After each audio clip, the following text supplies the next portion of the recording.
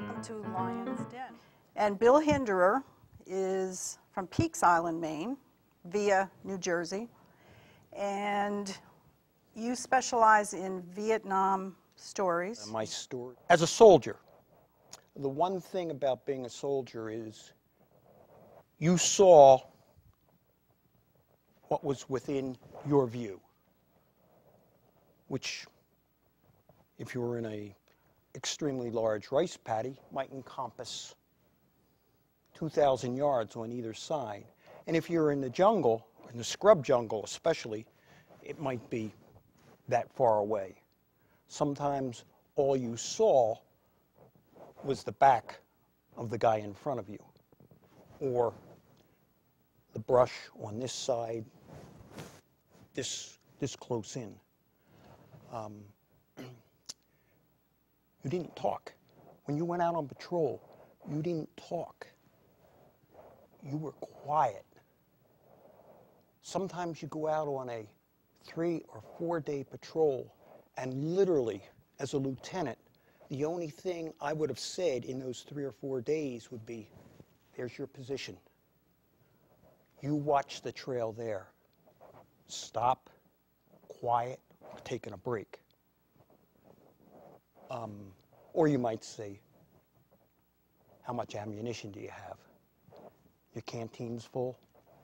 But the idea out on patrol of normal conversation,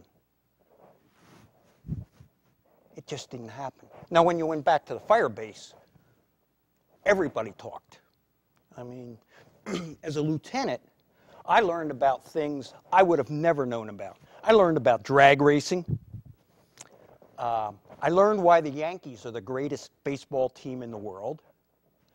I learned about the coming Black Revolution. And I learned things about some of the soldiers I would have never thought, including that my point man was gay. So during those times when you could talk, boy, you talked a lot. And also, I learned more about poker. Not that I can play, but just watching the guys invent poker games with each hand came up with a new set of rules. You know, what's wild, what... Because there wasn't a heck of a lot you could do. So, yeah, I learned a lot. And after, 20 or 25 years of listening to people talk about Vietnam who had no idea what it was like to be a soldier, these stories I had started to come out. And I'm a storyteller. I was born a storyteller into a family that told family stories, and those family stories were told and retold so that at Christmas time you heard the same stories, except they were always a little different. And people forgot who the story was about, so they'd tell it about someone else. And there were stories that I heard, and I never met the people in the stories. They were my great aunts, great uncles, or just family friends of my grandmother's, or my father, or my mother, that I never got a chance, I never met. But I knew who they were, and I knew things about them.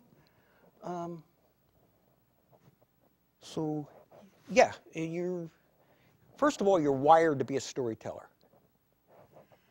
I think, and I had to write this down, I thought of this, I think storytellers are born with alphabet soup in their veins instead of blood. Which is a perfect line. I love that. So you have to be a storyteller. Yeah. A lot of people didn't talk about Vietnam and still don't, what happened there. The people who went, did it help you? Did you need to heal? What did it do for you? It helped me establish, I think, my identity of who I am, and establish the fact in myself and then project it around me. I'm proud of my service in Vietnam. And I'm proud to say I volunteered. all down the line. I volunteered for the Army. I volunteered for officer school. I volunteered to go to Vietnam. It was, to me, the right thing to do. And when I tell these stories, I'm trying to honor all the soldiers that were with me. And John Wayne wasn't with me. He was just real guys. And they were guys that were young. You have to understand, I was a 22, 23-year-old lieutenant, and I was the old man in my platoon. The platoon sergeant I had was 20 years old. He's supposed to be the old pro that knows his way around the Army, and I'm trying to show him the way around the Army, and I don't even know myself.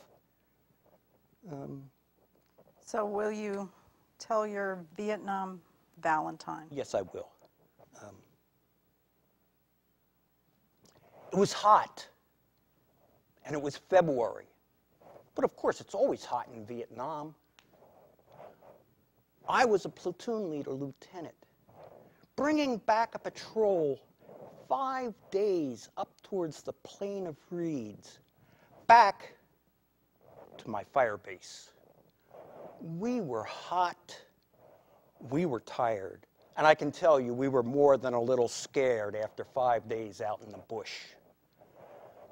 Coming back to the fire base, that was going to be heaven.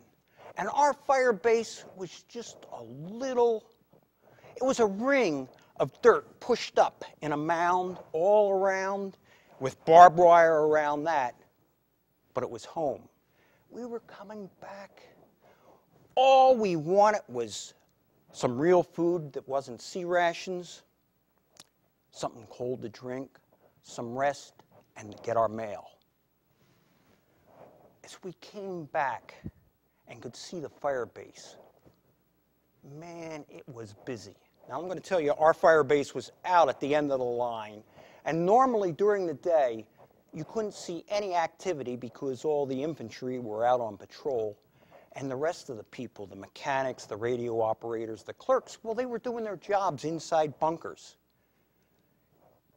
Boy, this day, this February day, just bustling with activities. Everybody was out filling sandbags. All the house cats were the stay-behinds. All the clerks, the cooks, the mechanics, the biggest house cat of all, the colonel's driver, they were all filling and piling sandbags. And activity, a new artillery battery had moved in, and they were registering the noise of firing, and tanks, which hadn't been there when we left, were moving around, kicking up dust and the noise of diesel. Well, as we approached the wire, where we passed through inside the wire, my company commander, Captain Williford, was waiting for us. Now, I'm going to tell you this about the Army. Lieutenants wait for captains. Captains do not wait for lieutenants. So I knew something was up. Now, maybe he was going to tell us the war was over, we were all going to get a medal and get sent home tomorrow. Or maybe he had other news. It was probably the other news that he had. As we passed in, Captain Williford called me over. 3-6, 3-6, over here.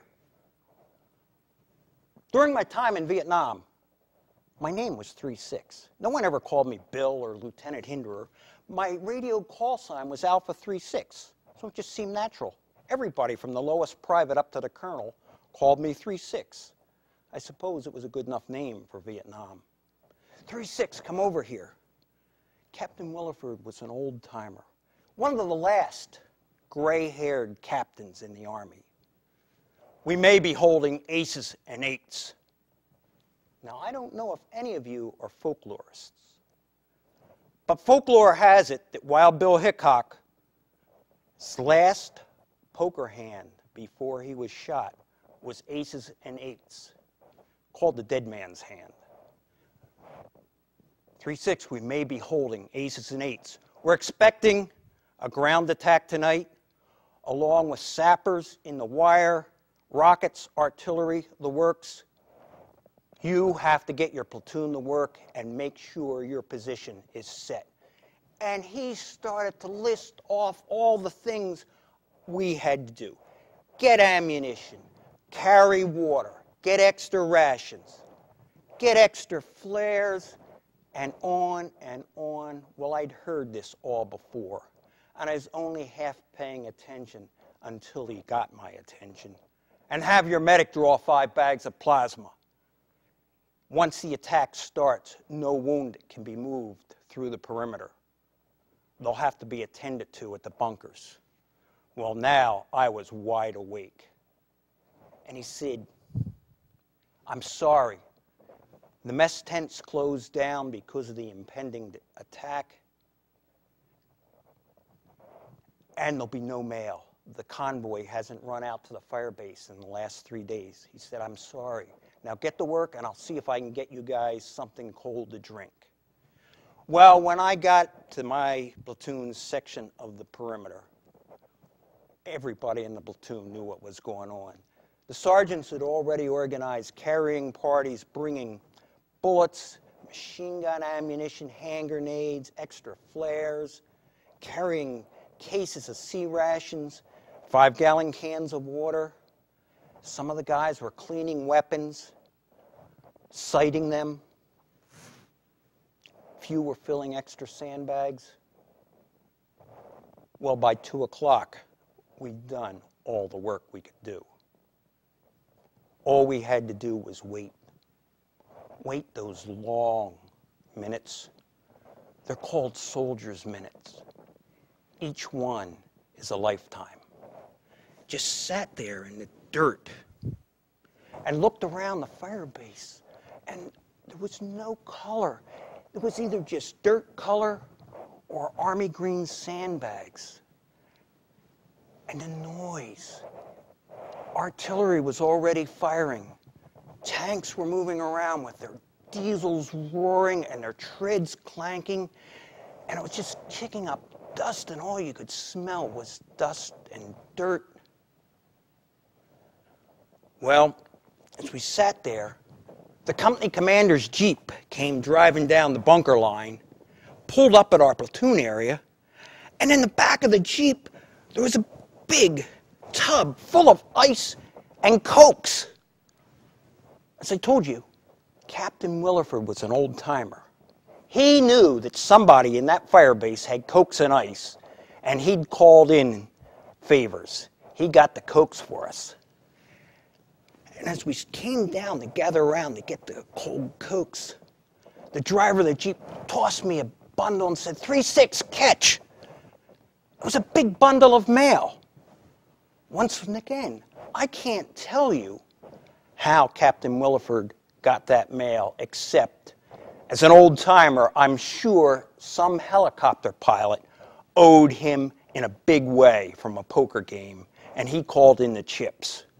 Well, I went through the mail, and there was a card and letter for myself, and I pulled it out, took off my helmet, and shoved that letter up under the webbing, between the webbing and the top of the helmet.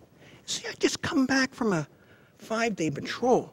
My trousers were filthy, my pockets had dirt in, and my shirt pocket, well, it's just full of Army stuff.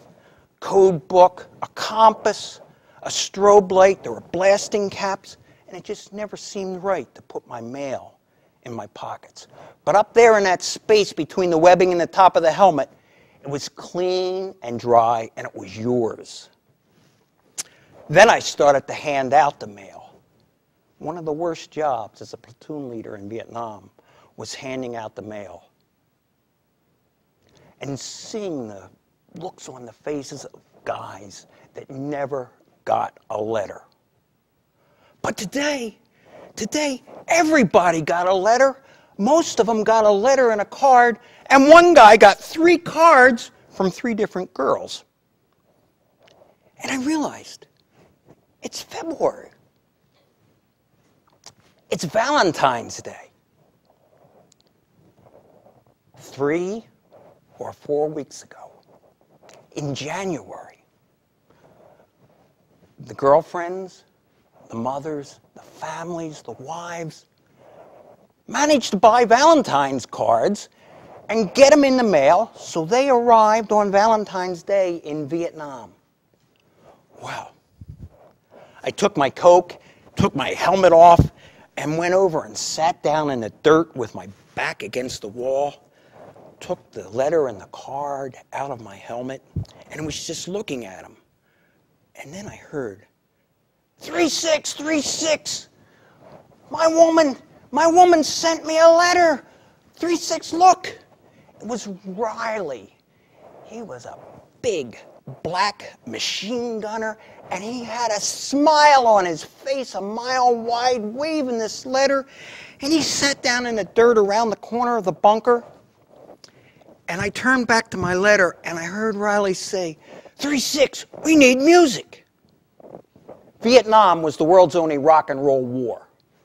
You see, that little transistor radio was available inexpensively at the PX.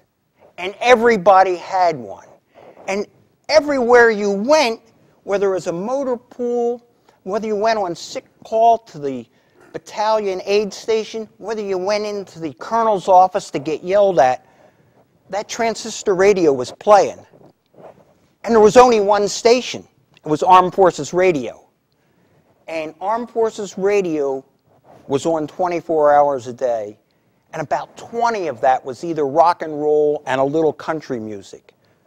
Now, at 2 o'clock in the morning, they did have a half an hour of classical music. And at 4 o'clock in the morning, they had an hour of jazz. And then they had some sports. But most of it was just American rock and roll.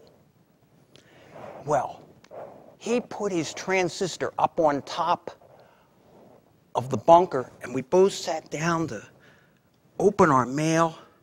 And as I was opening the card, I heard the DJ say, and next up, we have something brand new from the good old US of A. We have Neil Diamond with his new song, Sweet Caroline.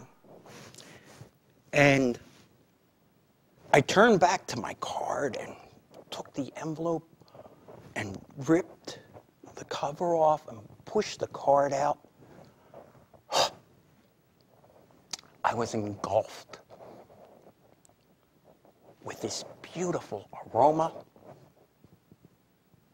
My wife wore Miss Dior perfume, and she always put some on my cards and letters. And after 3 weeks in the mail, traveling 9,000 miles, the little bit of heat up in the top of my helmet, it just boiled out of that card. And I sat back and pushed the card up. I hardly wanted to touch it. My hands were still dirty. I hadn't had a chance to clean up. And the card was pure white and a big red heart. I sat there and looked around. This was the only color within my view. And that Miss Dior perfume, the only thing that smelled good.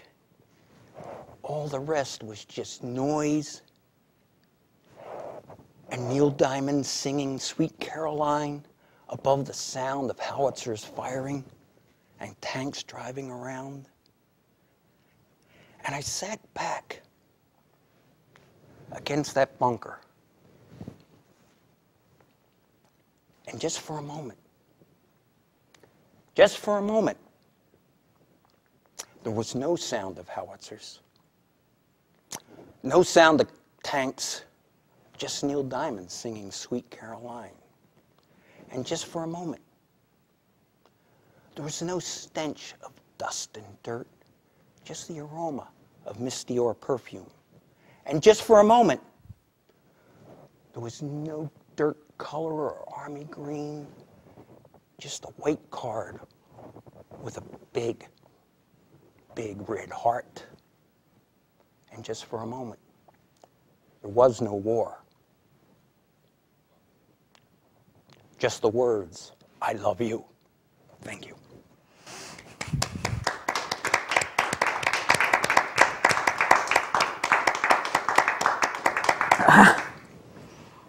beautiful. So, even in the middle of war, there's humanity. It's a matter of seeing it. I don't know what to say. When you see other veterans, do you tell stories like that? No. Well, obviously not in a chance meeting. I always say is, when were you there? That's the first question. Who were you with? What unit? And I was in the Air Force, I was in the Marines, I was in the Navy. And once in a while, somebody will say, oh, I was in the 9th Division. And I'll say, I was too. And I was on the ferry coming from Peaks Island to Portland one day. And this guy, he had his hat on, and he had the 9th Division sticker on there, I'm a Vietnam veteran. And we sat down and got talking. Well, it turned out he was an artilleryman, and he ran the Fire Directions Center for the artillery battery that supported us. And we got talking and narrowing things down. And he was firing one night to support my platoon because he remembered we were trying to adjust fire in just so close. And because an artillery piece works on gears, and he couldn't do what I asked. And literally he called back and said, okay, shot out. He'd gotten out, and he never said exactly what he did, but I swear he just ran down and kicked the trails of 5 artillery pieces to get just that little adjustment that they could. So while we were sitting there, and we were talking back and forth, and the boat ride takes about 20 minutes, there was somebody else sitting there just listening and listening and listening. And this person said, this is really real for you guys, isn't it? And he had the best answer. He says, oh, no. He says, I'm Tom Cruise, and this is Sylvester Stallone, and we're working on a script for our next war movie. Well, thank you. I'd like to congratulate you on the caliber of people you've been bringing here. You're on a roll, Bill. Thank you. Yeah, it's hard to come down from the emotional impact of that did you story. write any of this down while you were doing this? You mentioned that after 25 years things have changed. I wrote everything down. I can tell you what I was doing on any day in 1955. Did you write it down? No, I didn't keep a diary at all. It was, I felt I was just too busy. It just seemed like I was always busy. I felt I was always on patrol, or, geez, going down and literally grabbing somebody, which is an officer I'm not allowed to do, but over there, and just, you stupid, never mind the rest of it. I told you you're supposed to have 4 bandoliers of ammunition. How come you have 4 bandoliers and 3 of them are empty? Now, 5 minutes from now, I'm going to come back and check you. And so there was this constant, or just sometimes you're just too tired to do anything else but write a letter to my wife, literally. And I swear, I probably never wrote anything, but it was a nice day today. We saw water buffalo. The rice fields are turning green, or it's raining like crazy. So yeah, I no, there's no diaries or anything like that. I have 2 photographs taken at the division base at Dongtam, one of me and one of my platoon. Been in touch with a couple guys from the platoon, and You know, so I send the pictures out whenever I get in touch with one. And let me tell you, we were all skinny and we all had hair.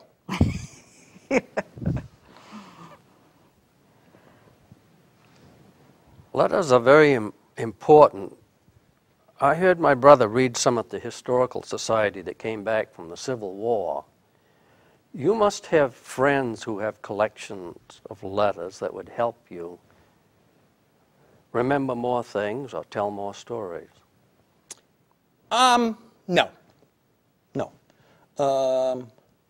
First of all, it was pretty tough to keep the letters that came to Vietnam.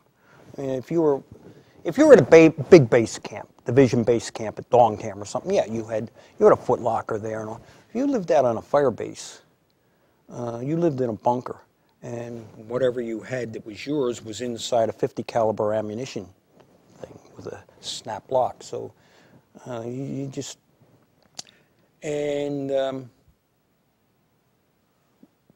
you really didn't want to be carrying letters or anything into the field. I was talking about the letters that went the other way. I think what happens for most of the guys that I know, we're too mobile as a society. We don't live in the house that our grandparents lived in, and you just move around and you lose things.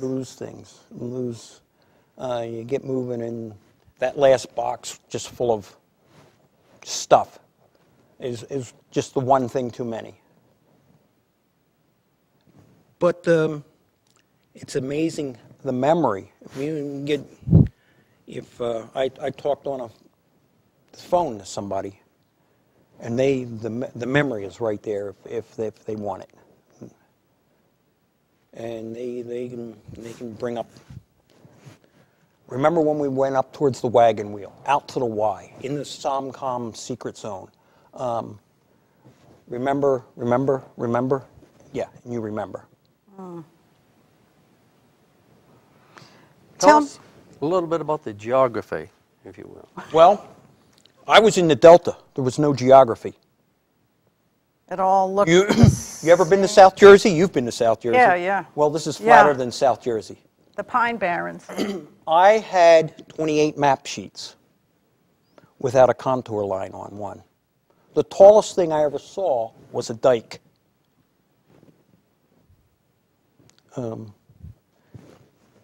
So there was no geography. Just changed from rice paddies to scrub jungle. And people talk about jungle. I was never in real true jungle, triple canopy jungle. I was in what they call scrub jungle. It was like being in a bittersweet thicket. For those of you from Maine know what bittersweet is, or from the south, a kudzu thicket. Had the people moved out of the area where you were fighting? What happens to the population when a war goes through? Okay, now, we were in a farming area. Try to think of this as a wet, maybe Iowa corn area with big fields of corn and then a house here and big field. Well, this would be monster rice paddies in a little village raised up on a dike.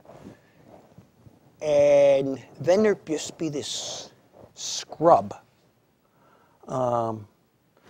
jungle. And it just seemed to go on. And then all of a sudden there'd be another rice paddy. Normally, when there was contact, there was nobody around. They knew if there were Viet Cong in the area, they left, because they knew we'd be flying in helicopters. We did have one time, they got hot intelligence. We were supposed to go in, and there was allegedly Viet Cong in this little village, and up towards the edge of the Plain of Reeds, and man, we went in there, and there were young men running around everywhere when we landed. None of them were armed. And they were Saigon cowboys. It was a meeting of the Saigon Mafia. Somebody in the village And we were rounding up. Bad place. We were rounding up these characters. They were total, I mean, unarmed, and they were, and we must have captured 20 of them. And it was like, years ago, the Catskills, when the mob got busted up in the Catskills.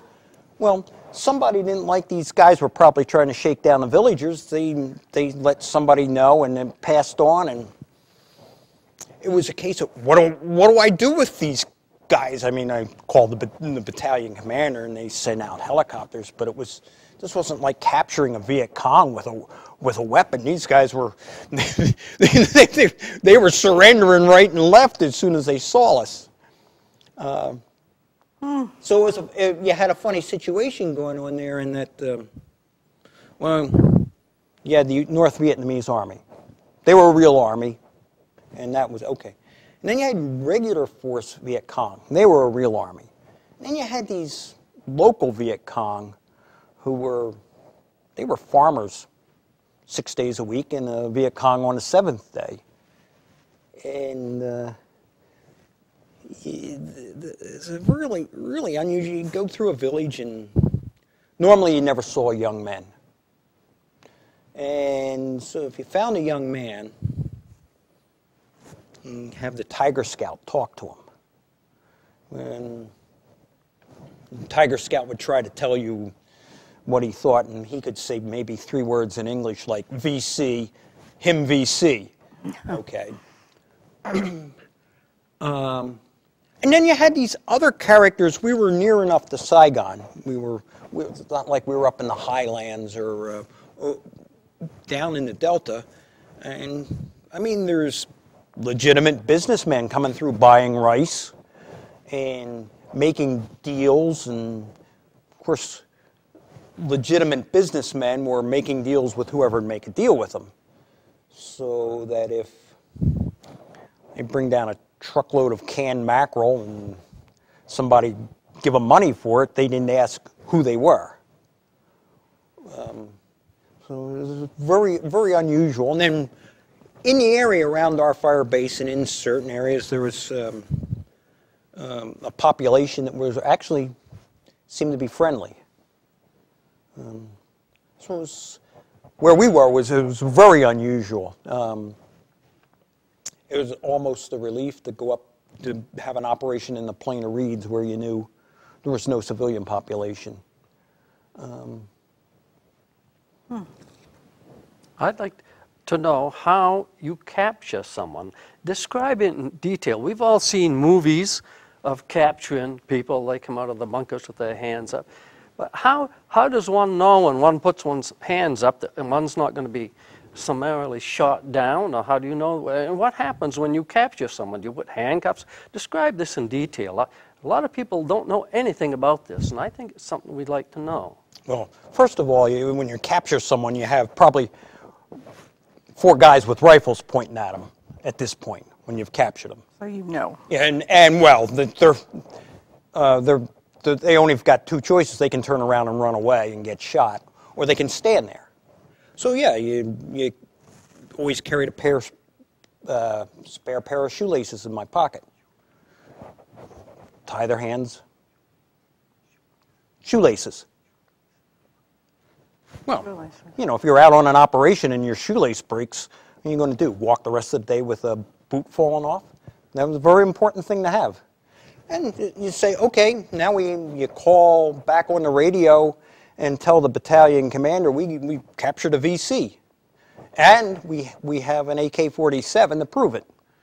And he's so happy that he finally, has a captive that, the helicopter comes out and you wait for it and you drag the guy out and put him in the helicopter and tell the crew chief, keep your eye on him.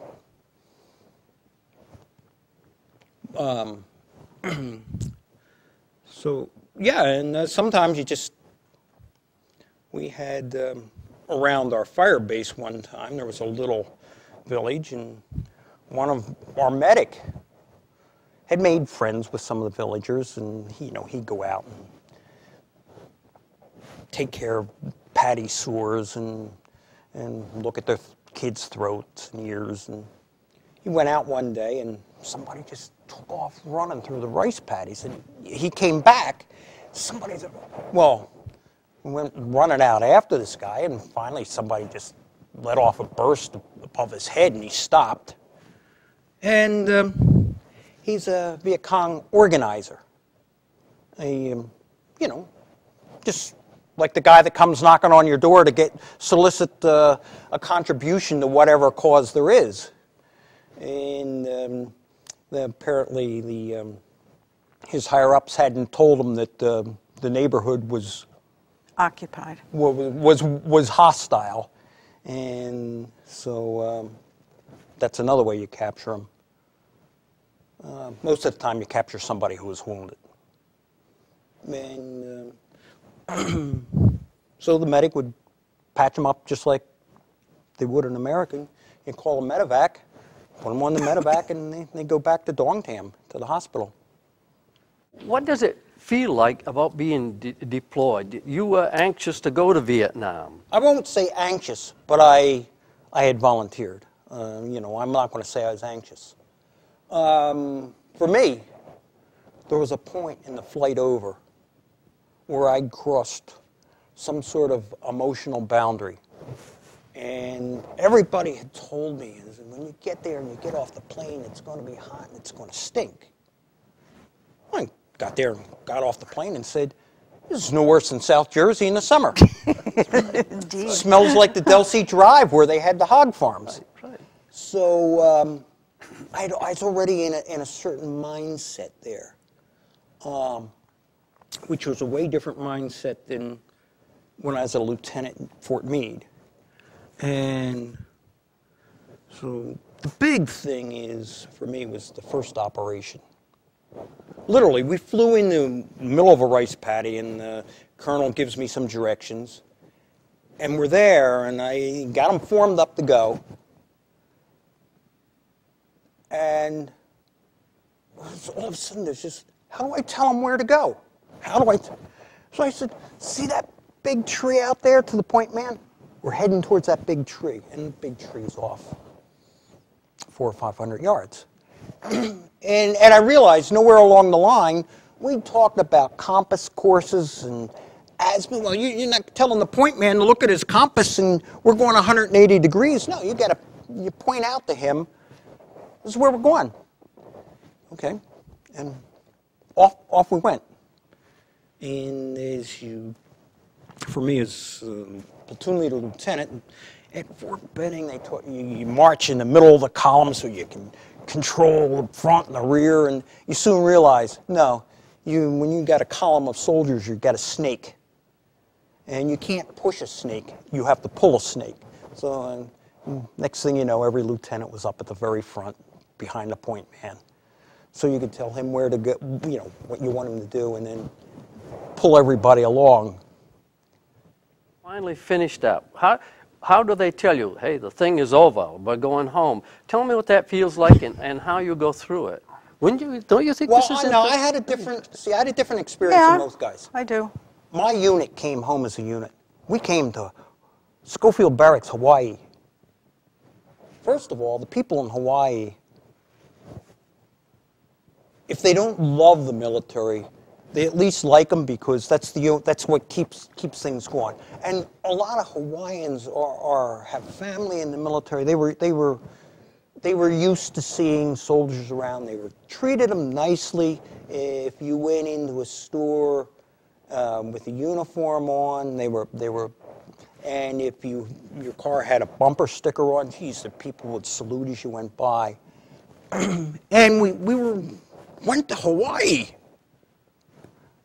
This is great. There's palm trees, and it's quiet.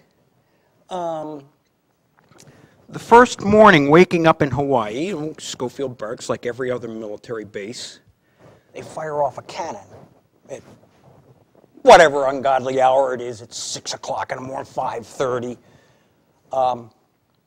And one day, and I was at the bachelor's officers' quarters, transient.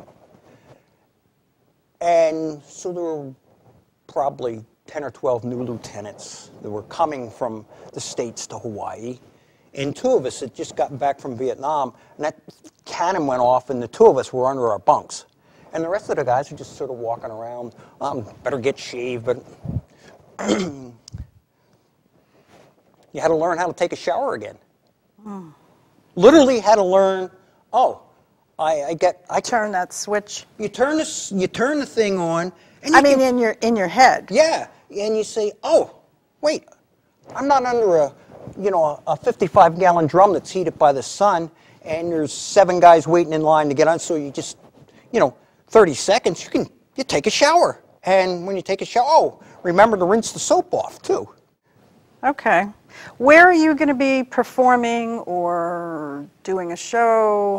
Okay, well, Or I'm going to be out Celebration? I'm going to be in Celebration in Portland, which is the second Wednesday of November. And it's a weekend thing. No, that's a weekday. Second Wednesday in November at the Lyons Auditorium at the Portland Public Library, and there'll be 10 really good storytellers. And that's the Moose organization. Yes.